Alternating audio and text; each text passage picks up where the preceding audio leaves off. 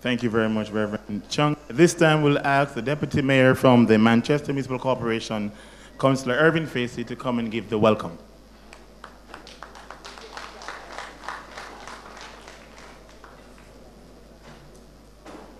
Mr. Rupert Price, Acting Permanent Secretary in the Ministry of Local Government and Community Development. Honorable Desmond McKenzie, Minister of Local Government and Community Development. I think you need to give him a round of applause for being here with us today.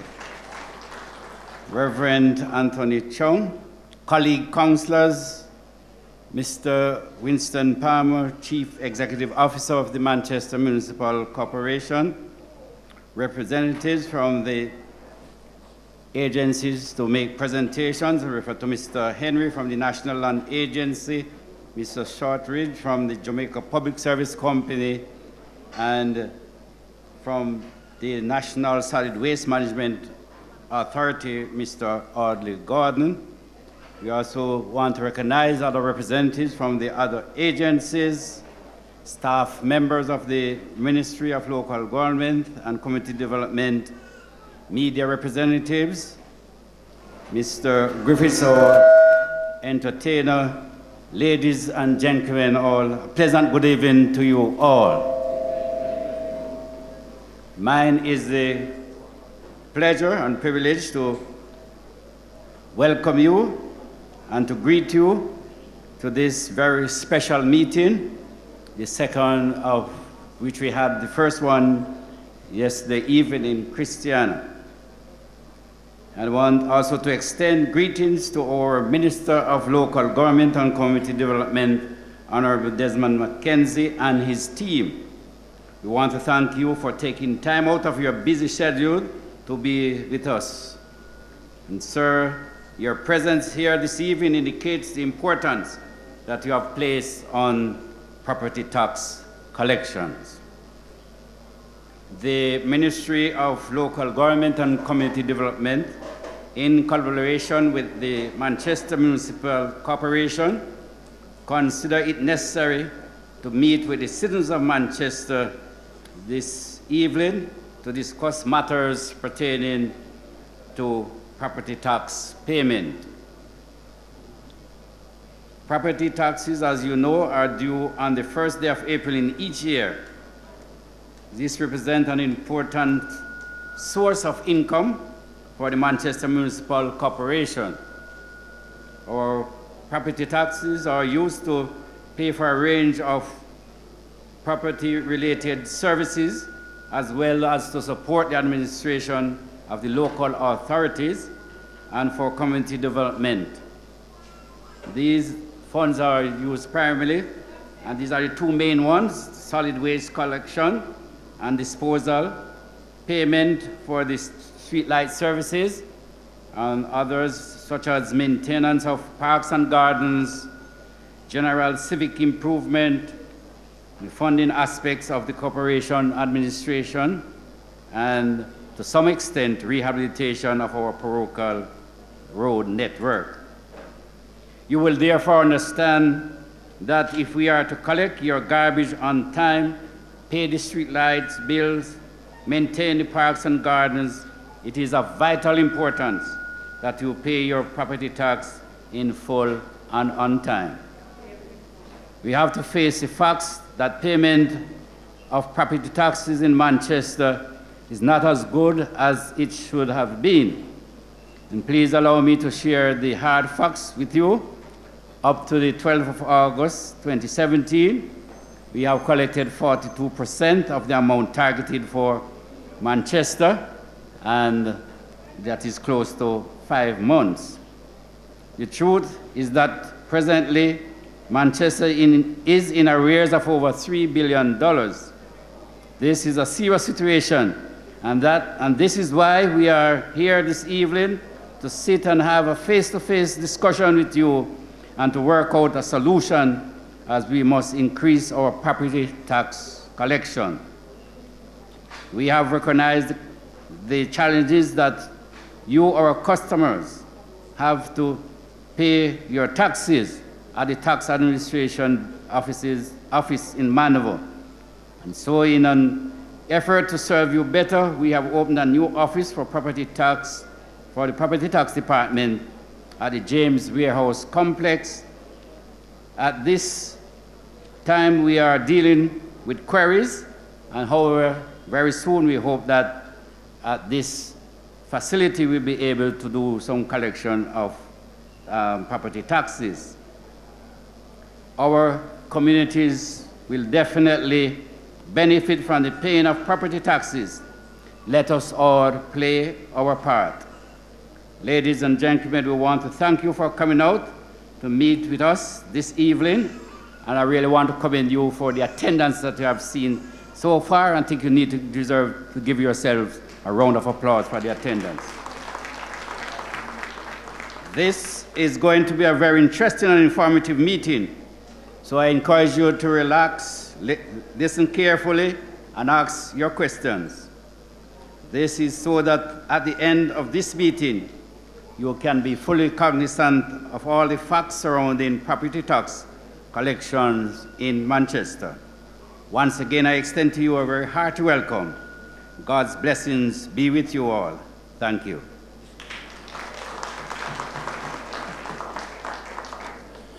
We can do better than that. A bigger round of applause. Ladies and gentlemen, coming to us this time to bring a presentation is the representative from the National Land Valuation Agency. Of course, we all want to know what's happening with our title and the value of our land. At this time, all those information and concerns will be addressed after Representative Mr. Courtney Henry, please to come forward.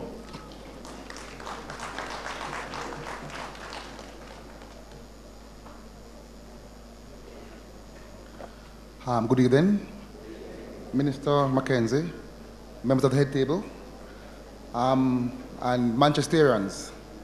I'm just gonna give you a little synopsis of what we do at the National Land Agency. We were formed in 2001, 15 years ago, and where 4 agencies came together to form the NLA. We are the Land Titles Division, which actually guarantees a title to anybody who wants to get a title. We also have the Survey and Mapping Department. They actually do check-ins of all surveys. We also have the Estate Management Division. They actually oversees all government properties. They deal with divestment, they deal with acquisitions, and also leases also. We also have the Land Valuation Division. They are responsible for doing all the valuations for property tax purposes. So when you get your tax receipts, you see a value there. We actually go to do all those valuations. Recently, we actually added a new division to our NLA body. We now have the Land Administration and Management Program Division to our agency. So LAMP is now a part of the NLA.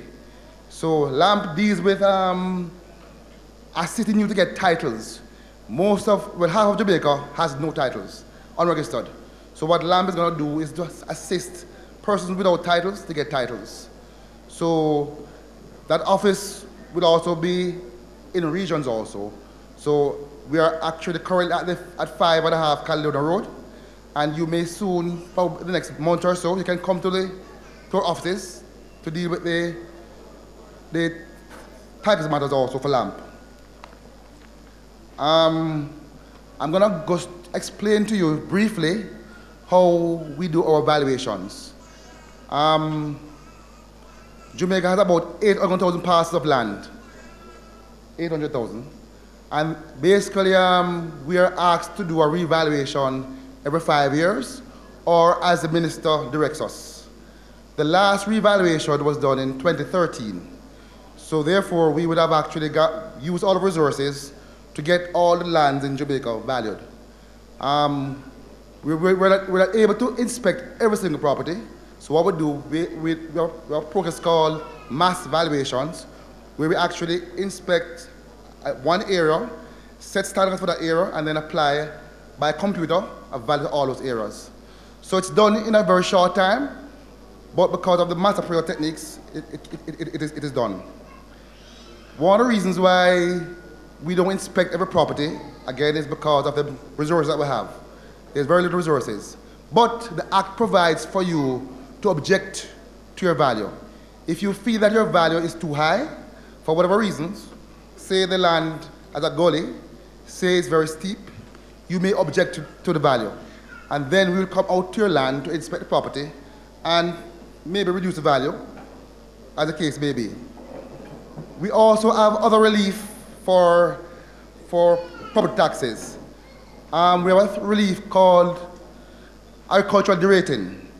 For farmers who they farm for 3 years or more, they can actually get relief from their land taxes.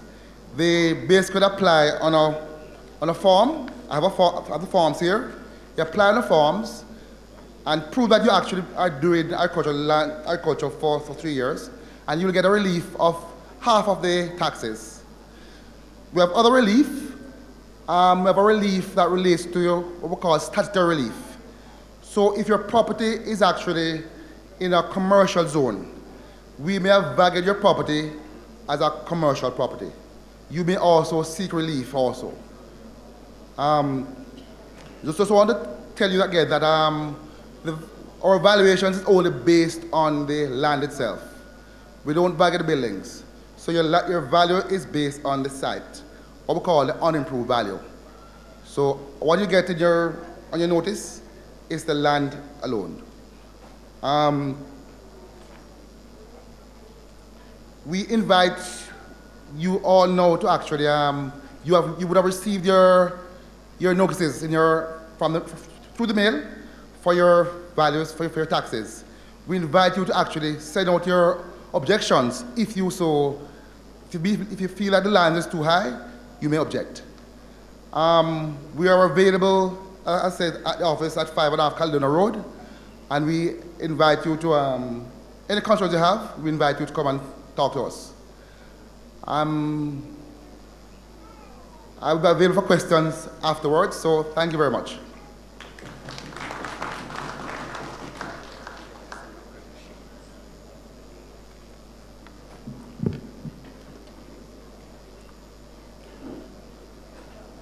A silver Honda car, license plate number 9181FQ is blocking.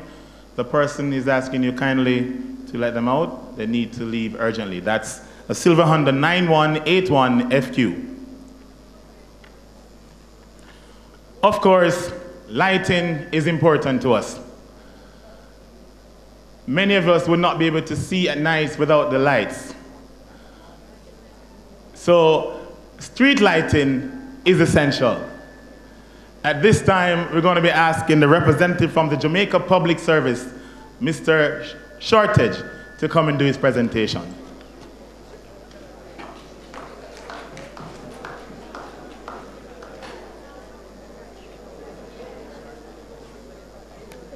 Thank you. Master of Ceremonies, Mr. Rupert Price. Minister of Local Government and Community Development, the Honourable Desmond Mackenzie. Member of Parliament for Central Manchester, Mr. Peter Bunting. Deputy Mayor, Councillor Facey. Other councillors of the Manchester Municipal Corporation, Reverend Anthony Chung. Other state agencies present. Members of the media. Ladies and gentlemen, good evening. It is indeed an honor for me to be a part of this meeting. As a state agency, the Jamaica Public Service Company remains committed to delivering exceptional service to our valued customers. Through inspired and committed employees and innovative technologies, we deliver an energy solution for every Jamaican. With this mission, we continue to build and sustain our partnership with the Municipal Corporation of Manchester. JPS continues to support council meetings, community meetings. We have also implemented a new streetlight database for improved monitoring. As most citizens are aware, the local government ministry is currently carrying out a streetlight audit across Jamaica. It is not a secret that streetlight continues to be a troublesome matter for both government and JPS. However, we are committed to local governance and will continue to work closely with the division representatives to tackle streetlight management. JPS also wants to highlight the importance of maintaining a strong partnership with the citizens of Manchester. It is therefore important for citizens to report defective lights. Street lights are necessary for the safety of life and property, the security of the lights, the reports that is.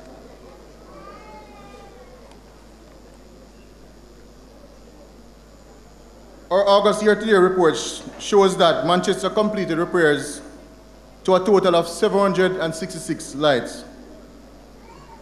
505 were fixed as a result of jobs that were reported through our report application. An additional 261 as a result of patrols and councillors' requests. From the 76 outlined, 126 were replaced with LEDs. How do we fix lights?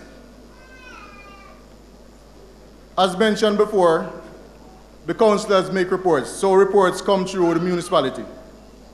We also do zone patrols. Customers call in and make reports by way of the report application. And the number to call in is 1-888, call JPS. That's 1-888 22-55-577. Now, sometimes you make a report and you may be wondering, why such a slow response? Slow responses are due to resource constraints,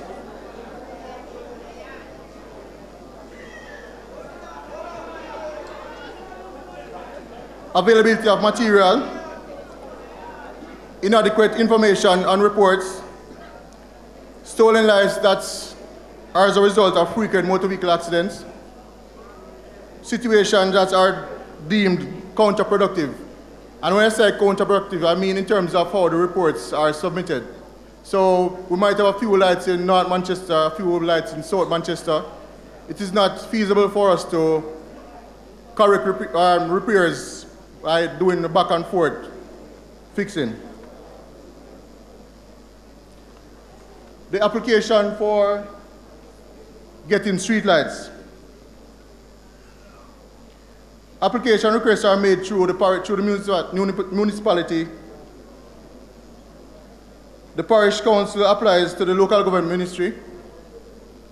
If approved, the local government minister would know, the ministry would now send back to the parish council and they would apply to JPS to carry out the installation. By now, many citizens would have been informed of the LED streetlight project. This project involves a changeout of 110 HPS lamps over a 3-year period to LEDs. A target is set for 35,000 for 2017. The program commences June of and will end December 2017. This program is being conducted on a phased basis. So you may have seen a few lights in and around Manchester, a few LEDs, but the program is not fully across Manchester as yet.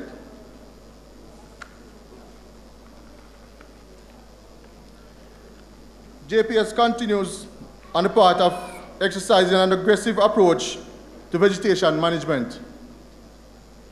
We collect day-to-day data and utilize this information to drive the vegetation management initiatives.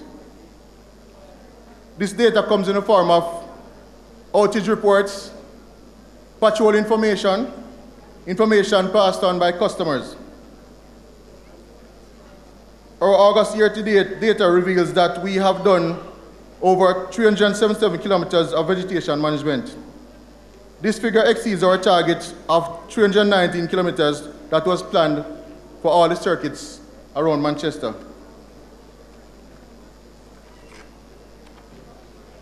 How is vegetation control done? Assigning third-party services to clear main lines, to clear laterals. We revisit areas that we have quick growth. So for instance, bamboo areas which we know after a rainy period, the bamboos tend to push up quite quickly. We have joint in-house efforts where specialized units and expertise are required. We also do liveline. We also practice liveline methods. And this is done by the in-house teams. Okay. Citizens of Manchester. Things that the JPS expects you to do and things that we don't expect you to do. Don't plant trees under the power lines. Oftentimes, these trees are planted and it's only when it's now out of control and in the power lines or it's close to the hurricane season or in the hurricane season, that's the time you're calling to JPS for help. So prune trees before they get out of control. Continue to report danger trees. Use professional help to cut huge trees. So just don't go and attempt to cut down these trees, and when it falls on the power line, then everybody's out of light. It's inconvenience to JPS and to other citizens. Things you should never do. Do not attempt to cut trees that are within close proximity to the power lines. Avoid climbing to cut trees that are close to the power lines. JPS continues to partner with different stakeholders and agencies to build relations and build customer satisfaction. Foster growth and development in communities. Participate in community projects and meetings to strengthen relations and resolve issues. Ladies and gentlemen, thank you for your time. Thank you very much, Mr. Shortage. Ladies and gentlemen, I would ask you kindly to recognize the presence of the Member of Parliament for Central Manchester, Mr. Peter Bunting.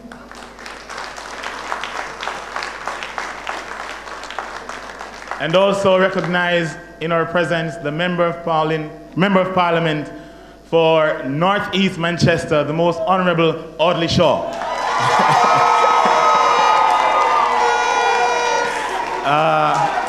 Mr. Man of Yard, I'm going to ask you kindly please to join us at the head table, please.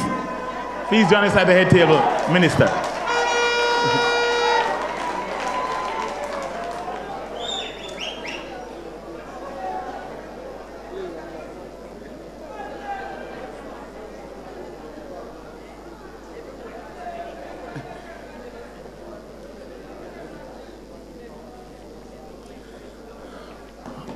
Of course, we want to know what is happening with garbage collection, waste collection. And at this time, we're going to be asking the Executive Director for the National Solid Waste Management Authority, Mr. Gordon, to come and do his presentation. Thank you very much. Acting PS Mr. Rupert Price, acknowledging our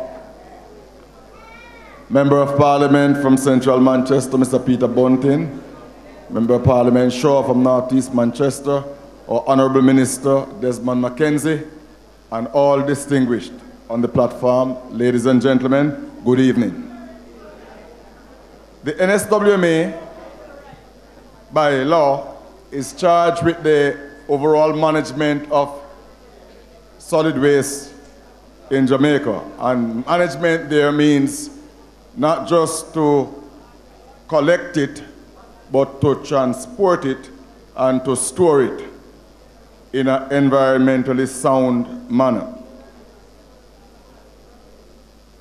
To do this, we have to engage trucks, heavy-duty equipment, and a huge percentage of your property tax is called upon to ensure that we can do our job. We are trying hard now to transform the agency because it is generally accepted that we have not done as good a job as we could or as we should have. So we are seeking to change the agency for the better. And that will take time, but they say the journey of 1,000 miles begins with one step. So as we seek to improve the product offering to you, you will begin to see over the next few months, you should have started already, our first responders or our sidemen properly clad in their new uniform. We've started wearing those uniforms because we believe that the people who come to your gate, who come to your places of business, though they are managing garbage, though they are handling garbage, they shouldn't look.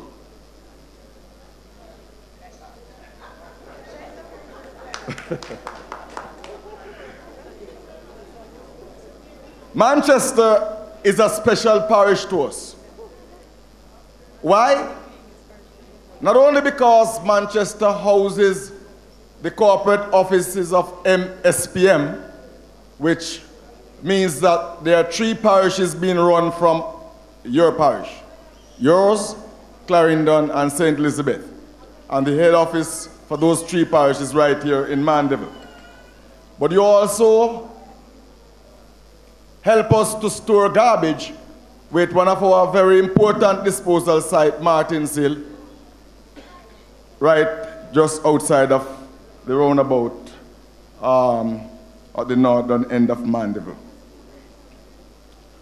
We appreciate the patience of the people of Manchester, because notwithstanding the heavy dependence that we have on your parish, where our offices are, where we have all these disposal sites and so much good people, we have not delivered a service that we can truly be proud of. And to the extent that you challenge us, to the extent that you will call upon us for a better service, we have to accept that as a genuine criticism, and we must strive, and we are striving to do better. Earlier this evening, a particular community was mentioned, Mansfield. Mansfield and the good people of Mansfield will take no comfort in this, but they should know that they are not currently on our schedule for collection, notwithstanding the passionate plea of the councillor from the area. They are not included on our schedule for collection, like many other communities in Manchester. We are working to add communities as we go along, but we have to add commensurate with our budgetary allocation. So we are hoping to add Mansfield as quickly as we can, and we are not happy to admit that there is anywhere that is not on our schedule, because everywhere should be on our schedule. But this is the truth, the whole truth, and nothing but the truth. We are going to be adding more communities as we get the resources. So as we improve, as we transform, you will see an expansion of the service. We started the year in Manchester with 3 old trucks.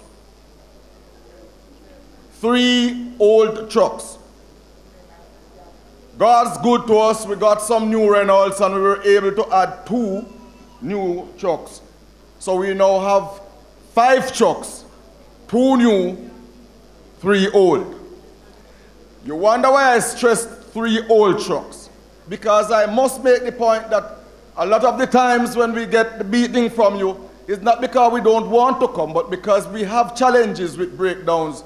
And so we have to fix up before we can come out. And sometimes by the time we get a replacement truck, garbage pile up, and you don't need to have that. And we don't want you to have that. But again, I'm giving you the truth, the whole truth, and nothing but the truth. We intend to add more trucks, and Minister Mackenzie, I'm sure, will ensure that that happens. But until then, we have begun giving you schedules where we are trying to at least on a once per week take up your solid waste. We want to publish, we have started publishing these schedules, but we want to use the social media more. We want to use your community area, through your councillors, through your members of parliament, to let you have these schedules so you know which day the truck will come into your community. And I really want to say here, as quickly as I can, that garbage collection is not an event. Because there are times when people believe that you can just get rid of garbage. As long as we have life exist, garbage will be with us. We generate garbage, each of us, on a daily basis. We generate garbage. So you can clear an area on Monday, and you will still see garbage there on Tuesday. So what we should do is try not to allow the excess. So we want to keep to our once per week schedule.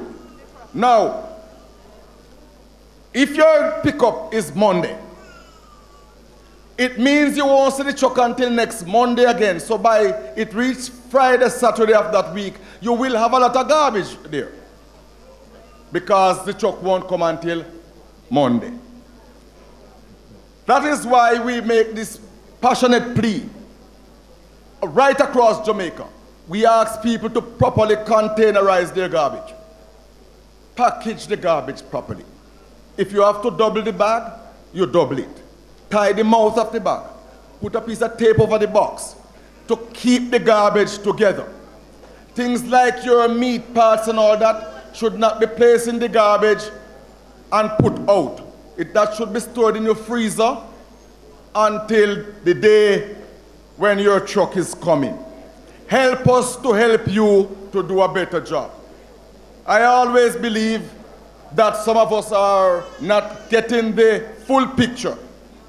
But Jamaica's beauty is not the duty of the NSWMA only.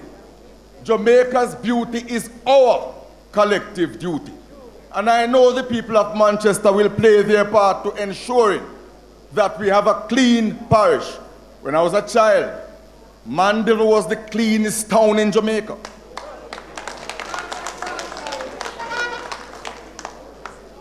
And we're going back there. My last point is enforcement. We are decentralizing our enforcement unit. And so we have recruited, and I'm now happy to say that we have in SPM, just in your town here at our offices, a team of enforcers. Just like we do in the other regions. It's a small team of 4 enforcers, but they will be able to respond in a more timely way to infractions like illegal dumping. And that's the reason why we decentralize, because hither before they would have to come all the way from Kingston. Now we have a little team right here in Mandeville. We believe that with better solid waste management, we'll have a healthier Jamaica. We'll have a healthier Manchester. I ask you, although you have been very patient with us and we are so grateful for that, to keep us near to your hearts. Keep being patient. We are changing. Things are getting better. And there are areas already, especially where the new trucks operate, where we're seeing the improvement. But we won't get to where we want to be overnight. And when we get there, we'll get there together. I thank you for your time.